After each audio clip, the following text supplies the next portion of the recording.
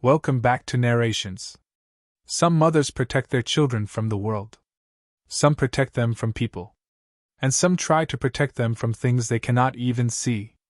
Tonight's story is about a mother and daughter trying to build a new life, in a place where something feels wrong.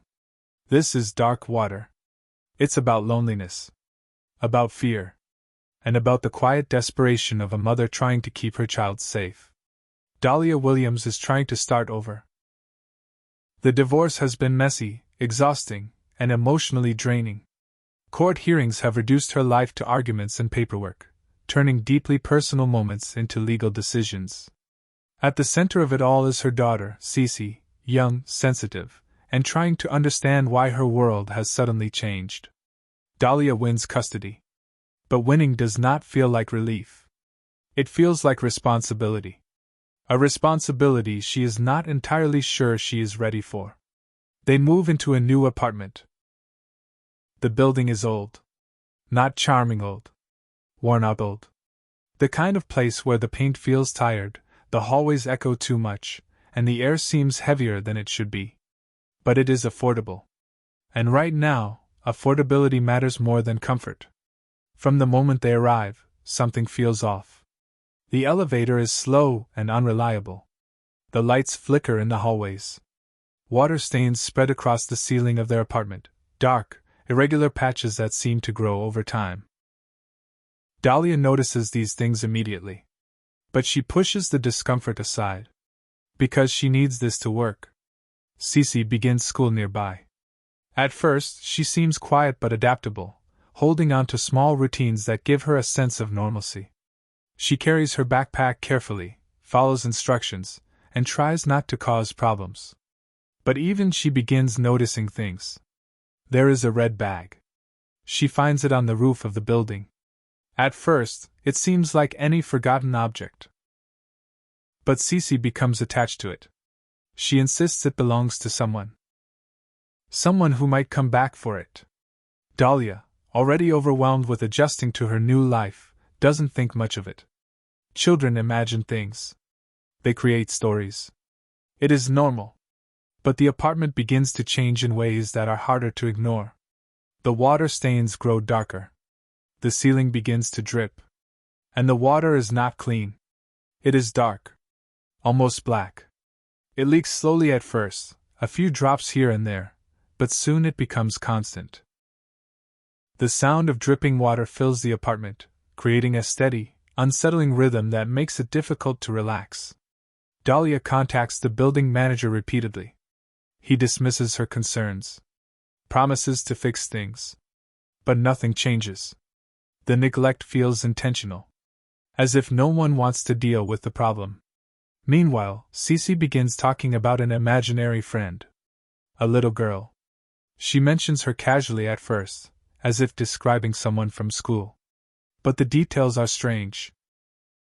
The girl lives upstairs. But the upstairs apartment is supposed to be empty. Dahlia checks. The door is locked. No one is living there. Still, Ceci insists. The girl has a name. Natasha.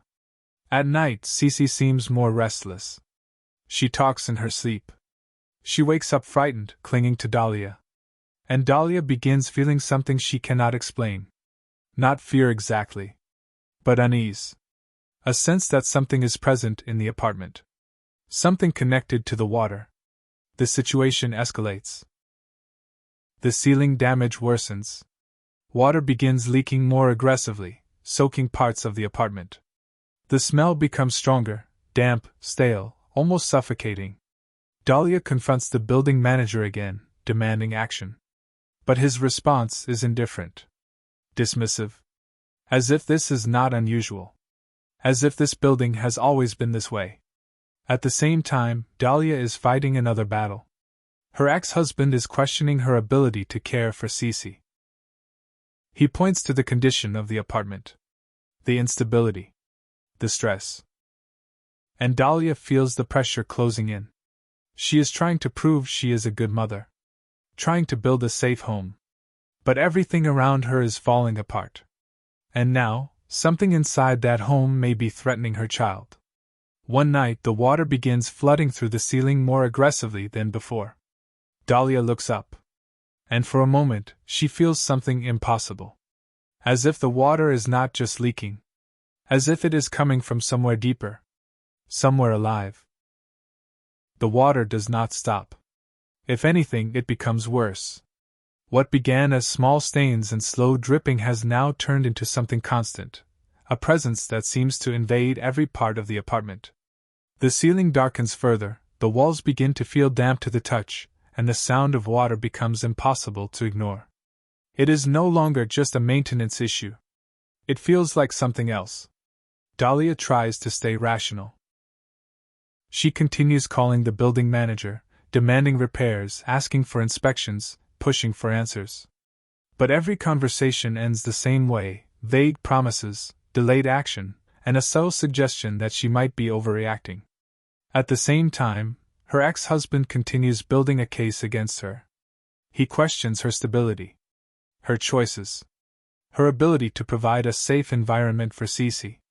And Dahlia begins to feel trapped. Not just inside the apartment, but inside a situation where every decision she makes is being judged. Ceci, meanwhile, grows more attached to the presence she believes is real. Natasha. The name is no longer mentioned casually. It becomes part of her daily conversations.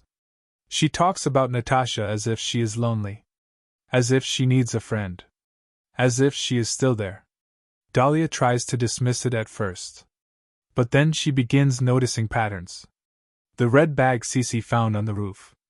The empty apartment upstairs. The water. All of it seems connected. Driven by desperation, Dahlia begins asking questions around the building. She speaks to neighbors. Searches for information. And slowly, a story begins to emerge. There was a little girl named Natasha who once lived in the building. She disappeared. No one talks about it directly, but the details suggest something deeply disturbing. Neglect. Abandonment. A child left alone for too long. A child no one came back for. The realization hits Dahlia with quiet horror. Natasha is not imaginary. She is part of this building. And whatever happened to her did not end cleanly. As Dahlia pieces together the truth, the apartment becomes more aggressive in its presence. The water begins appearing in places it shouldn't. Pools form on the floor overnight. Objects move. Doors shift slightly without explanation. And Ceci begins acting differently. More distant. More connected to something Dahlia cannot see. One night, Dahlia wakes to find Ceci missing from her bed. Panic hits immediately. She searches the apartment, calling her name, her voice echoing against the damp walls. Then she hears something. A faint sound. Above. From the ceiling. From the apartment upstairs. Dahlia rushes up, forcing her way into the supposedly empty unit. And what she finds is something that confirms everything she feared. Water. Everywhere. Dark. Still. Covering the floor like a shallow pool. And in that water something moves. Not clearly. Not fully visible. But present. Dahlia finds Ceci. Standing. Unaware of the danger. And in that moment, Dahlia understands something terrifying. Natasha is not just present. She is reaching out. Not with malice. But with need. With loneliness. She wants someone to stay. Someone to be with her. Someone who won't leave. Dahlia pulls Ceci away. Desperate. But the connection has already formed. Back in their apartment, the situation escalates further. The water floods more aggressively. The boundaries between spaces begin to blur. The apartment no longer feels like a place of safety. It feels like something is pulling them deeper into it. And Dahlia realizes something she has been resisting. This is not something she can escape easily. Not without consequence. In the final confrontation, Dahlia faces the presence directly. She understands Natasha now. A child abandoned. A child forgotten. A child who died alone. And now, she clings to anyone who enters her space. Refusing to be alone again. Natasha is not trying to harm Ceci. She is trying to take her. To keep her. To make her stay. Dahlia makes a decision. One that comes from the deepest place of motherhood. She offers herself instead. She tells Natasha she will stay. She will not leave. She will be the one who remains. If Natasha lets Ceci go. The moment is quiet. Not dramatic. Not loud. But filled with understanding. And slowly, the presence shifts. Ceci is released. The connection breaks. And Dahlia stays. Years later, Ceci returns to the building. Now older. Carrying memories that feel distant but not forgotten. She walks through the familiar space, now changed but still holding echoes of the past. And in one quiet moment she senses something. Not fear.